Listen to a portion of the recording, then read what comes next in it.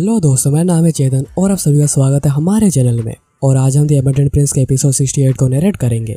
तो चलो भी नरेशन शुरू करके एपिसोड की कहानी जानते हैं। एपिसोड के स्टार्टिंग में जॉन कहता है काउंसिल एल्डर्स और एलायंस के गेस्ट प्लीज जाकर अपने लोगों को रोकिए जो कि भी हिप्नोसिस के अंडर नहीं है।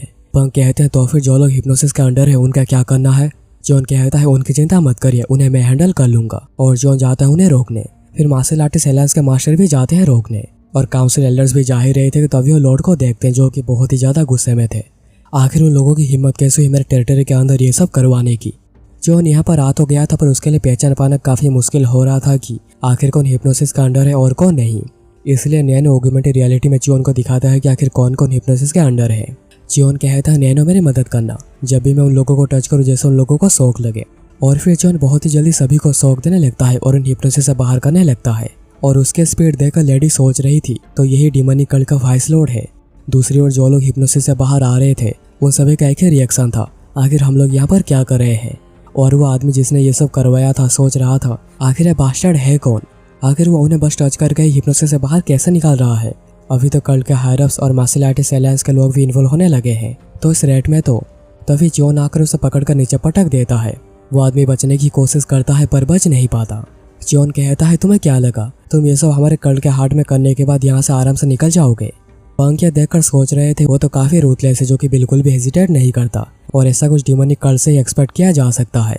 यहाँ पर जॉन उसे पकड़कर पूछ रहा था आखिर तुम हो कौन।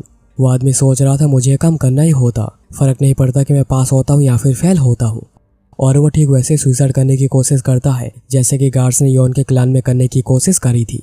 जॉन फिर उसके मुंह से टेलीकाइनेसिस की मदद से दांत को बाहर निकाल आता है और कहता है तुम जैसा बास्टर्ड हमेशा सुसाइड करने की कोशिश क्यों करते हो, अगर कुछ भी गलत हो जाए तो मुझे अभी जाकर उस आदमी से निपटना पड़ेगा, तो मैं तुम्हें बाद में आकर देखता हूँ। फिर हमें लाइब्रेरी के सामने दिखाया जाता है जहाँ पर गार्ड्स की लाशें बिछी हुई थी। फिर उसके बाद बेसमेंट में 2 गार्ड्स अंदर घुसते हैं। मुझे तो ये सब देखकर बिलीव ही नहीं हो रहा, वो लोग स्टील डोर को काट कर अंदर चले गए। आखिर वो किस तरह के बास्टर्ड है जो कि यह काम कर पा रहे हैं। पर इससे अंदर का सेफ्टी मैकेनिज्म एक्टिवेट हो गया है और ये पूरी डोर सेफियर से ब्लॉक हो गई है, यानी वो सभी अभी अंदर फंसे होंगे। अगर यहाँ पर डायरेक्टर जल्दी आ जाते हैं तो बहुत ही अच्छा होगा। तभी अंदर से हमलों की साउंड आने लगती है और वो हमला किया जा रहा था सेफियर को तोड़ने के लिए। वो लोग शायद यहाँ से निकलने की कोशिश कर रहे हैं पर ये सेफियर ग्रेवस्टोन से भी 3 टाइम ज्यादा थिक है तो इसे की अटैक से तोड़ा नहीं जा सकता।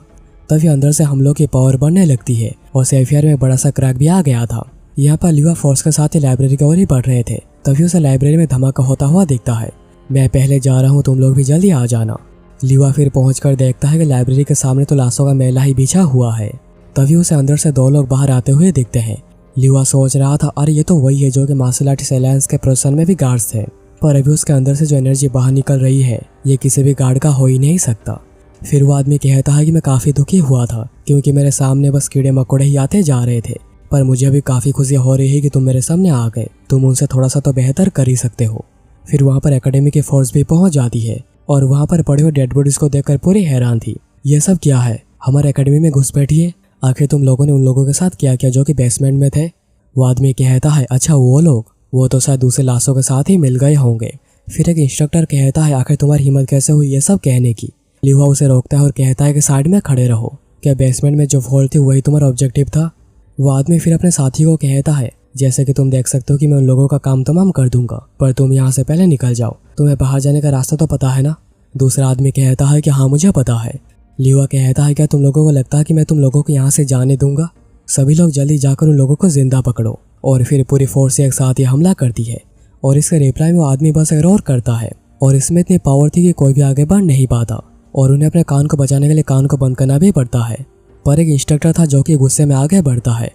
वो आदमी कहता है लग रहा है कि तुम्हारे अंदर थोड़ी बहुत की बची हुई है।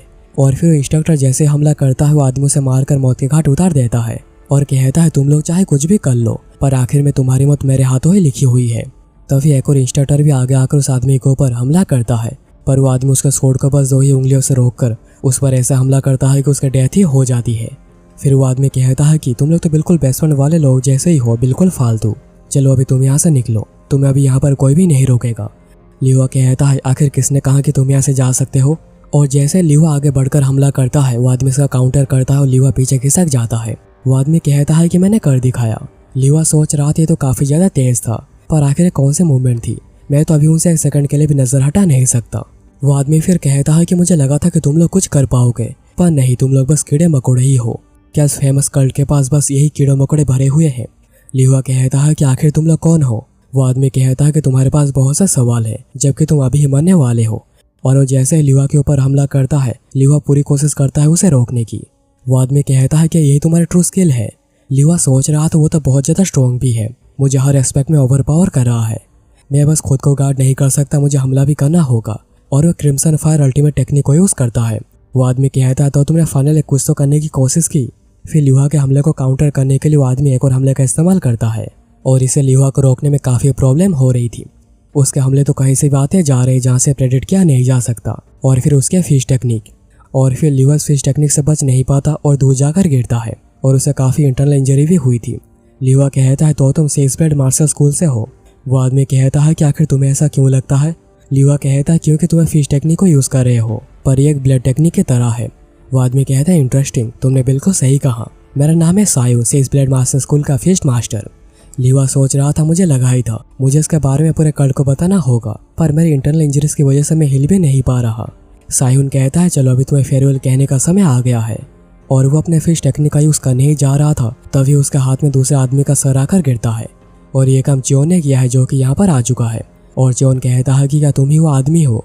लिहुआ ये देखकर कहता है वाइस लॉर्ड आप यहाँ पर? सायून सोचने लगता है कि अगर सच में वाइस लॉर्ड है तो उसे तो एक बैंक्वेट हॉल में होना चाहिए था। ये तो हो ही नहीं सकता कि मेरे लोगों ने कोई गलती करी होगी। सायून फिर कहता है लगता है कि मेरे पास और कोई रास्ता नहीं बचा है, मुझे तुम्हें मारकर यहाँ से निकल जाना होगा। चियोन तभी लिहुआ के सामने आकर सायून के हमले को रोकता है। सायून सोच रहा था क्या उसने इसे रोक दिया, और वो फ्लावर ग्राफ्टिंग मेथड का इस्तेमाल करके हमला करता है, मतलब जिसमें दुश्मन के हमले को अपने की के साथ मिलाकर काउंटर किया जाता है, जो कि बहुत ही ज़्यादा पावरफुल होती है। चियोन सोच रहा था अगर अभी मैं पीछे खिसक गया तो लेफ्ट गार्डियन यहाँ पर ही मारे जाएंगे, मुझे यहाँ पर मेरे पूरे पावर का इस्तेमाल करना ही होगा। और चियोन ठीक ऐसा ही करता है और सायून पीछे खिसक जाता है। सायून सोच रहा था उसे पीछे खिसकना चाहिए था, पर उसके बदले उसने मुझे पीछे खिसका दिया, और वो भी बस अपने शेयर स्ट्रेंथ से। नैनो तभी जल्दी से चियोन को हील करने के लिए लग जाता है, क्योंकि सामने से चियोन काफ़ी जख्मी हो गया था। सायून देखता है कि चियोन की भी हालत कुछ ठीक नहीं लग रही। मैं बिल्कुल सही था, यह हो ही नहीं सकता कि सामने से उसे कुछ भी ना हुआ हो। चियोन कहता है लेफ्ट गार्डियन क्या आप ठीक है? लिहुआ कहता है कि हाँ मैं ठीक हूँ, मैं अभी एटलीस्ट मूव कर सकता हूँ। चियोन कहता है इसे लीजिए और लॉर्ड दूसरे काउंसिल एल्डर्स को उसके बारे में बताइए, वो सभी एकेडमिक एंट्रेंस पर ही होंगे। और आप मेरी चिंता मत करिए और आराम से जाइए, मैं इसे बड़े आसानी से संभाल लूँगा। सायून कहता है किसने कहा कि तुम मुझे संभाल सकते हो? लिहुआ कहता है आप उसे थोड़ी देर तक रोक के रखिए, मैं जल्दी जाकर सबको इसके बारे में बताता हूँ। और जैसे लिहुआ यहाँ से जाने लगता है, सायून लिहुआ के सामने आ जाता है उसे रोकने। क्या तुम्हें लगता है कि तुम यहाँ से ऐसे ही जा सकते हो? तभी बीच में चियोन आ जाता है, पर सायून फिर भी लिहुआ के ऊपर ही हमला कर देता है। पर चियोन हमले को आगे जाने नहीं देता और पहले ही रोक देता है। और कहता है तुम्हारा ओपोनेंट मैं हूँ ना कि वो। और फिर वो दोनों एक दूसरे के ऊपर ही हमला करने लग जाते हैं। सायून सोच रहा था कि उसे थोड़ी देर पहले सीरियस इंजरी नहीं हुई थी, लगता है कि मैं उसे बिल्कुल भी हल्के में नहीं ले सकता, और वो पूरा सीरियस होकर हमला करने लगता है। चियोन फिर हमलों को डॉज करते हुए पीछे आ जाता है।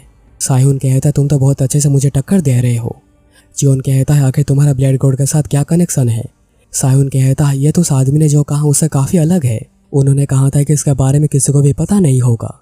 चियोन सोच रहा था मुझे नहीं पता कि वो क्या कह रहा है, पर यह आदमी सिक्स ब्लेड मार्शल स्कूल का पार्ट हो सकता है। सायून फिर कहता है कि अगर तुम्हें ब्लेड गॉड के बारे में पता है तो फिर डीमनिक कल्ट हमारा ट्रू एनिमी है।